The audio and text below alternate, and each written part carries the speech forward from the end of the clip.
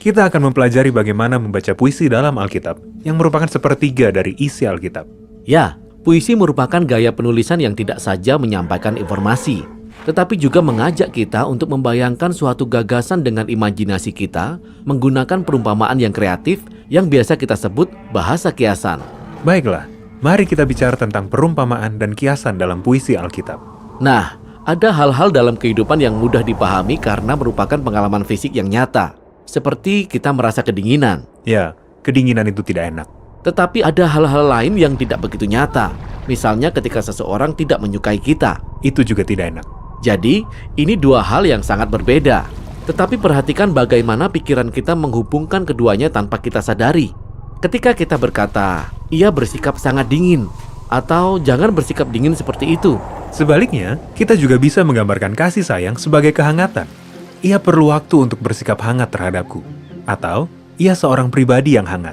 Benar sekali. Jadi kita mengambil konsep dasar seperti kehangatan, lalu kita petakan ke dalam konsep abstrak seperti kasih sayang.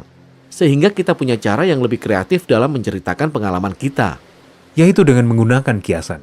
Ya, kiasan memberi kita kerangka pikiran agar kita dapat memahami dunia. Kiasan juga berkuasa atas pemikiran dan bahasa yang kita gunakan. Ya, seperti kalimat itu sendiri. Kiasan berkuasa. Ini adalah kiasan yang menyatakan bahwa gagasanlah yang berkuasa. Atau coba pikirkan kiasan serupa yang berkata tentang perang gagasan. Ya, dalam debat, kita harus mempertahankan pendapat kita dan memiliki bukti agar kita dapat memenangkan argumentasi. Jadi kita bisa melihat bahwa kiasan bukan saja merupakan cara penulisan yang indah. Kiasan juga terdapat dalam seluruh percakapan kita. Dan kiasan yang kita gunakan dapat membentuk imajinasi dan perilaku kita. Jadi tidak heran kalau para penyair dalam Alkitab selalu menggunakan kiasan yang berbentuk perumpamaan. Nah, ada beberapa kiasan dalam Alkitab yang mudah dimengerti. Seperti terang yang menggambarkan kebaikan dan gelap yang menggambarkan kejahatan. Tapi ingat, para penyair Alkitab itu hidup dalam budaya zaman dahulu. Sehingga sebagian dari kiasan yang mereka tulis kedengarannya agak aneh bagi kita. Misalnya, coba bayangkan perairan yang ganas, seperti lautan yang dalam dan dilanda badai. baiklah. Nah, sekarang bayangkan saat kita sedang berada dalam bahaya. Lalu kita bandingkan kedua gambaran ini.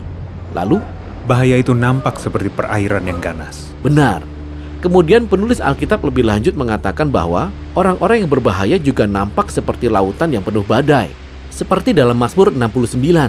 Selamatkanlah aku ya Allah, sebab air telah naik sampai ke leherku. Aku telah terperosok ke air yang dalam, musuhku lebih banyak daripada rambut di kepalaku. Oh, jadi para musuh itu seperti gelombang yang penuh bahaya. Ya, begitu juga dengan negara-negara musuh. Seperti dalam Yesaya 17, wahai, ributnya banyak bangsa-bangsa, mereka ribut seperti ombak laut menderu. Atau dalam Mazmur 89, engkaulah yang memerintah kecongkakan laut, dengan lenganmu yang kuat, engkau telah mencerai-beraikan musuhmu.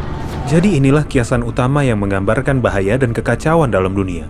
Tetapi Allah berkuasa atas perairan yang ganas. Benar, dan gambaran dasar ini penting sekali, hingga ditulis di halaman pertama dalam Alkitab.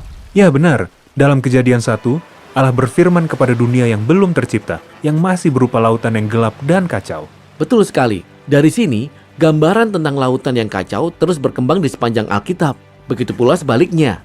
Jika perairan ganas menggambarkan bahaya, coba pikirkan apa yang dapat digambarkan oleh daratan yang kering. Daratan bisa menggambarkan keamanan, perlindungan, dan kestabilan. Betul sekali. Inilah sebagian dari hal-hal yang paling diinginkan oleh manusia. Dan inilah yang Allah sediakan ketika Ia menciptakan daratan di awal kitab Kejadian. Dan disinilah Allah menempatkan Taman Eden.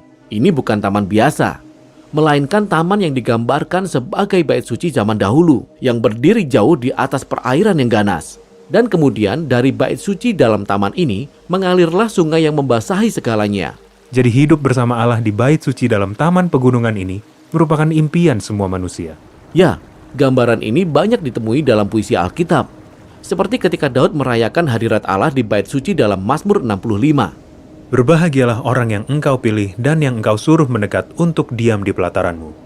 Aliran sungaimu selalu penuh dengan air, engkau yang meredakan deru lautan, deru gelombangnya, dan kegemparan bangsa-bangsa.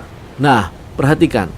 Karena bait suci menggambarkan kedekatan kita dengan hadirat Allah, maka gunung batu ini bisa menjadi kiasan yang menggambarkan Allah sendiri. Seperti dalam Mazmur 18. Ya Tuhan bukit batuku, kubu pertahananku dan penyelamatku. Dan inilah gambaran yang Yesus gunakan ketika ia berkata bahwa orang yang mendengarkan perkataannya sama seperti orang yang membangun rumahnya di atas batu. Betul sekali.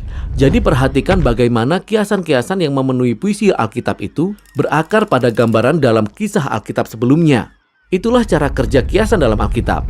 Kisah Alkitab dibutuhkan agar kita dapat memahami gambaran dalam puisi, tetapi gambaran tersebut juga mengungkapkan makna yang lebih dalam dari kisah Alkitab tersebut. Keren. Nah, kitab Mazmur merupakan kumpulan puisi terbesar dalam Alkitab. Dan bagaimana cara membaca kitab Mazmur akan kita bahas selanjutnya.